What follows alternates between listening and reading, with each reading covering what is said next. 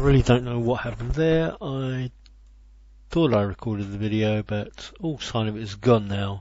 So first of all, here we've got two colours, so the important stuff as it were.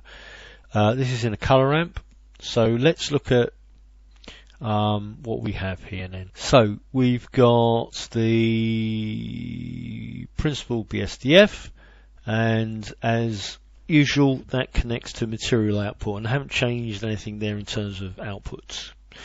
Then we have the colour ramp. The colour ramp is, if I click on, there are two kind of values for this one. If I click on the head of the arrow there, and then I click that, then I've got the hex number of D9985F.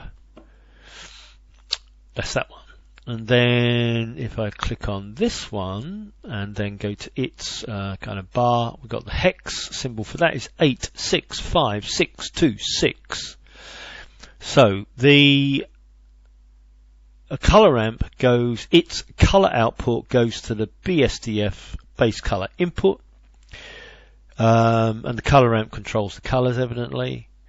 The bump, I'm not terribly clear exactly what that does. I think it's to do with no, it can't be roughness because that's roughness. But anyway, whatever. Its output of normal goes into normal in the BSDF. Noise texture, and I hear that that's the thing that gives us the new procedural wood, or texture generally, I guess. Noise texture goes from FAC to FAC factor, I think that's short for.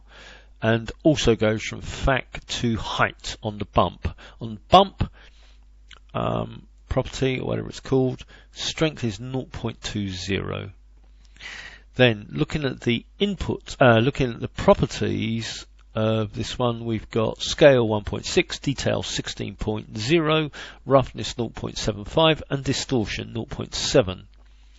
We then have the mapping vector going into the noise texture vector.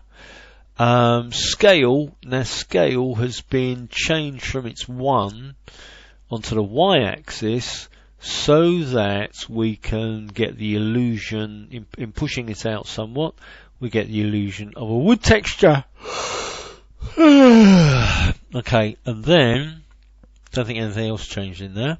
And then we've got texture coordinate feeding from object into vector. Now if I take away, just out of interest, texture coordinates, anything change? Blimey, a lot changes. Okay, I do not know what the hell all that's about. Texture coordinate. Okay.